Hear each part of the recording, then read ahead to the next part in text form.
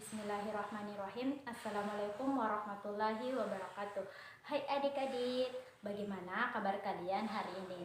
Semoga baik-baik semua ya. Pada video kali ini, kakak akan menjelaskan mengenai layanan bimbingan dan konseling di sekolah dasar. Adapun layanan bimbingan dan konseling di sekolah dasar itu meliputi layanan orientasi, layanan informasi, layanan penempatan dan penyaluran, layanan pembelajaran, layanan konseling perorangan, layanan bimbingan kelompok, layanan konseling kelompok, dan yang terakhir layanan mediasi. Nah, kakak bahas satu-satu ya. Yang pertama, layanan orientasi.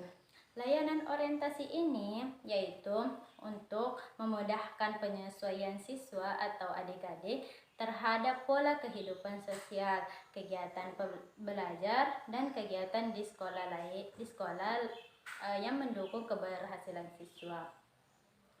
Nah, seperti berikut contoh layanan orientasi. Di sini ada seorang guru yang berbicara kepada orang tua siswa dan juga ada siswa tersebut, di mana ini merupakan layanan bimbingan dan konseling.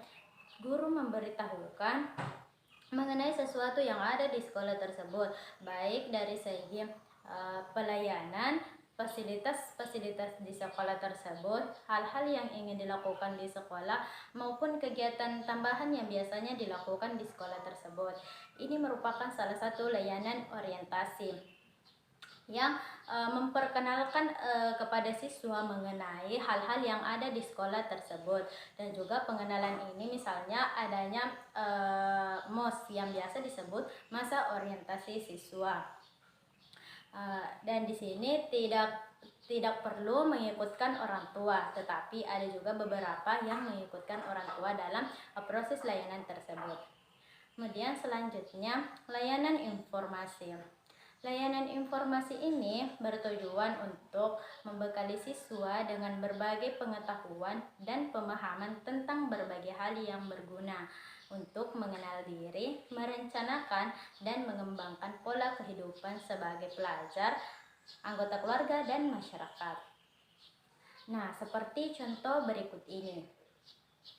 Di sini ada beberapa siswa. Nah, di sini siswa tersebut merupakan salah satu ilustrasi yang biasanya dilakukan ketika mendapatkan informasi. Ada siswa yang merasa senang mendapatkan informasi tersebut dan merasa lega karena telah mendapatkan informasi yang misalnya yang sebelumnya tidak ia ketahui.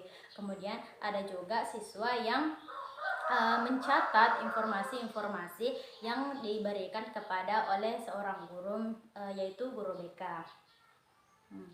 Jadi gambar berikut yang akan tampilkan itu merupakan salah satu atau ilustrasi dari seorang siswa yang mendapatkan layanan informasi. Dan di sini informasinya banyak dapat mencakup dari berbagai hal. Kemudian layanan penempatan dan penyaluran. Layanan penempatan dan penyaluran ini memungkinkan siswa berada pada posisi dan pilihan yang tepat, yaitu berkenal misalnya dalam posisi duduk dalam kelas, kelompok belajar, kegiatan ekstrakurikuler, program latihan, serta kegiatan-kegiatan lainnya sesuai dengan kondisi fisik dan psikis siswa tersebut. Dan contohnya juga layanan penempatan dan penyaluran ini yaitu dalam bimbingan karir. Bimbingan karir ini dilakukan untuk membantu siswa dalam menentukan pilihannya. Contohnya pada gambar berikut, di sini ada seorang guru yang memberikan layanan bimbingan, layanan penempatan, penyaluran dan penempatan, yaitu berupa bimbingan karir. Di sini seorang guru memberikan bimbingan karir kepada siswa tersebut, sekaligus juga ada orang tua yang mendampingi siswa tersebut supaya orang tua siswa ini juga dapat mengetahui pilihan yang benar-benar diinginkan oleh anaknya. Jadi guru di sini hanya membantu siswa untuk menentukan pilihan dari anak tersebut, tapi yang menentukan pilihannya sendiri yaitu dari anak itu sendiri. Kemudian, layanan pembelajaran.